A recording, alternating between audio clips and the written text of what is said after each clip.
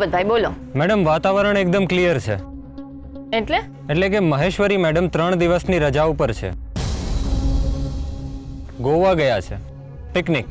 વાહ ભૂપતભાઈ, એટલે આપણે આ બબલુ નારાયણનું મિશન 3 દિવસમાં પૂરું કરવું પડશે એમ ને? હા, તમને એડ્રેસ મળ્યું? હા. તો હવે દિવસ બગાડવાનો અર્થ નથી. આપણે આજે જ અમદાવાદ નીકળી જઈએ. 3 દિવસ નહીં, એને આજે જ પકડી પાડીએ. Yes, right. પણ ભૂપતભાઈ, આપણે આ મિશનને એકદમ સિક્રેટલી કરવું પડશે. જો મહેશ્વરી મેડમને જરા પણ અંસાર આવી ગયો ને તો આપણને સસ્પેન્ડ કરી નાખશે. ઠીક છે મેડમ, હું અભય સાહેબને સમજાવી દઉં છું. એ અહીંયાનું બધું સંભાળી લેશે. આ વખતે બબલુ નારાયણ પકડાઈ જાય ને તને સીધો એસીપી સાહેબ સામે જ હાજર કરી દઈશ. રાઈટ મેડમ, વચ્ચે કોઈ જોઈએ જ નહીં. એક્ઝેક્ટલી. મેડમ, એક વાત પૂછું? આપણે એકવાર હર્ષવર્ધન સાહેબને કન્સર્ન કરીએ તો સારું.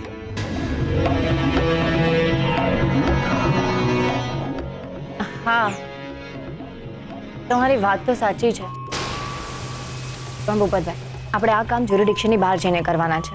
અમદાવાદ પોલીસને ઇન્ફોર્મ કર્યા વગર આપણે બબલુ નારાયણની ધરપકડ કરવા જઈ રહ્યા છે. અને વસ્તારને આ વાત તો નહીં જ ગમે. એમને ખબર પડશે ને તો એ કહેશે કે પ્રોસિજર ફોલો કર. અને સાચું કહું ભૂપતભાઈ, તો હમણાં ફોજદારને બીજા બધા ટેન્શન બહુ જ છે. તો આ વાત કરીને મારે એમને વધારે ટેન્શન નથી આપવું. આપણે હમણાં રહેવા દઈએ. નો પ્રોબ્લેમ મેડમ.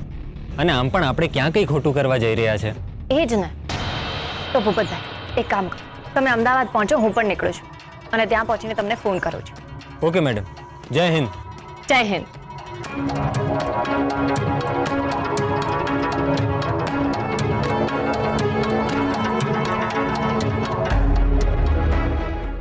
બબલુ નારાયણ, હવે તો તારો વરઘોડો નીકળશે.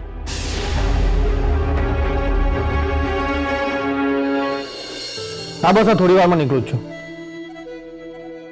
પણ મને એજન્ટનો કોઈ ફોન નથી આવ્યો. અચ્છા, ડાયરેક્ટ ત્યાં જ મળશે એમ? ઓકે. અને નાયક સરનો કોઈ મેસેજ? એમને કહી દેજો કે once a cop always a કોપ. અને દર વખતે મિશન ઇઝ હાઈલી કોન્ફિડેન્શિયલ એવું કહેવાની જરૂર નથી. ઓકે સર, હું પહોંચીને આપને ફોન કરું છું. ઓકે સર, નો પ્રોબ્લેમ. યસ.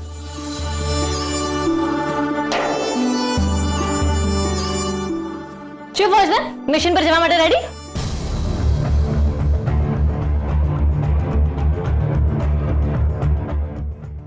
મિશન? આમ ચોંકી શું ગયા? નહેરનું કામ પર તો તમે એક મિશનની જેમ જ લેશો ને, બહાર પાડીને જ આવશો. અચ્છા એમ? હા. તો તમે અમદાવાદ આવો, ઇનામદાર સાહેબને મળવા માટે કેટલા વાગે જવાના છો? બસ આ સાંજે 4-4:30 વાગ્યાની મીટિંગ છે. અચ્છા, તો નીકળો છો ક્યારે? બસ આ થોડુંક પેકિંગ થઈ જાય એટલે નીકળું છું. કેમ, શું થયું? કઈ નહીં, હું પણ તમારી સાથે આવું છું તમને કમરી આપવા.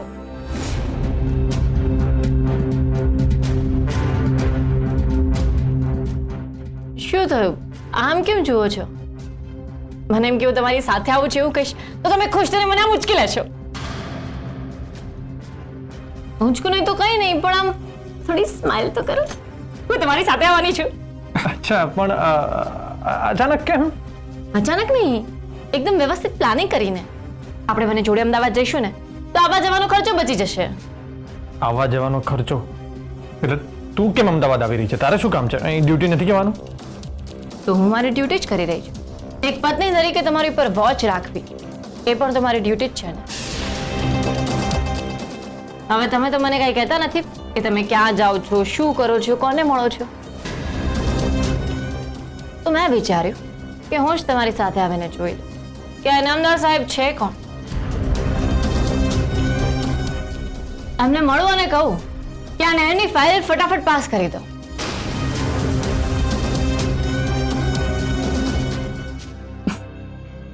અરે ફોજદાર, આટલું ટેન્શન ના લેશો. મારા ડિપાર્ટમેન્ટનું જ કામ છે એટલે તમારી સાથે આવી રહી છું. પણ એવું તો શું કામ છે કે તારે છેક અમદાવાદ જવું પડે? ફાઇલ, મારી એક ઇમ્પોર્ટન્ટ ફાઇલ અમદાવાદ હેડ ઓફિસમાં આપવાની છે. મેડમનું કામ છે ને એટલે. તમને શું લાગે છે હું ત્યાં સ્ટંટબાજી કરવા જઉં છું? મેં ક્યાં એવું કહ્યું? પણ એવી કેવી ઇમ્પોર્ટન્ટ ફાઇલ છે કે તારે આપવા છે કે અમદાવાદ જવું પડશે? હવે આ સવાલ જો હું મેડમને પૂછતી તો એ પાછી મને 10 દિવસ માટે સસ્પેન્ડ કરી દેતા. હવે બોસે કહ્યું એટલે આપણે તો કરવું જ પડે ને. તમે જ કહો છો ને કે જ્યાં સુધી તું તારી એક અલગ જગ્યા ના બનાવી લે ત્યાં સુધી તારે સિનિયરના ઓર્ડર્સને ફોલો કરવા જ પડશે. તો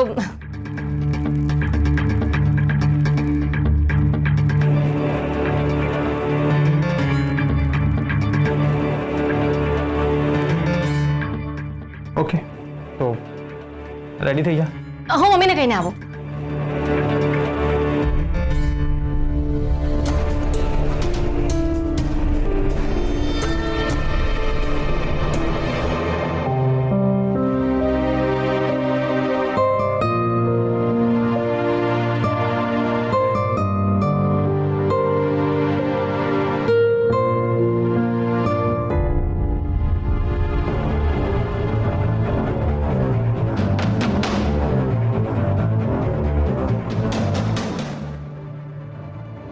ચાલો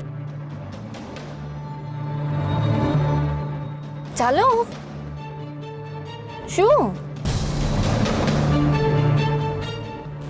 સોરી અમદાવાદ જવાની એક્સાઇટમેન્ટમાં સીટ બેલ્ટ ભૂલી જ ગઈ.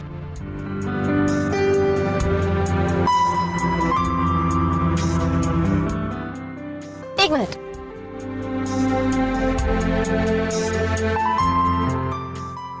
હવે ચાલો.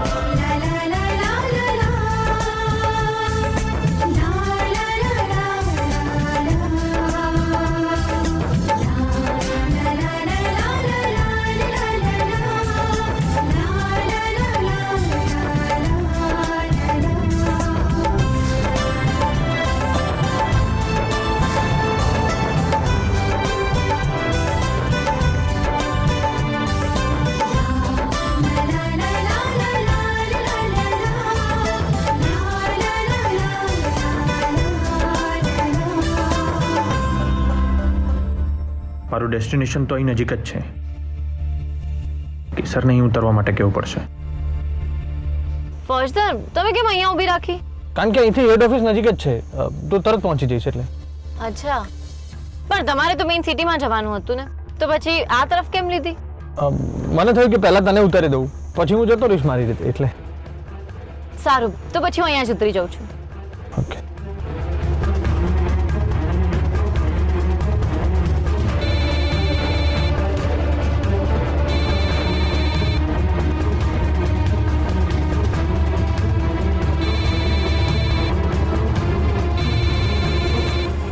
અરે ઉપાડી લે, કટ થઈ જશે.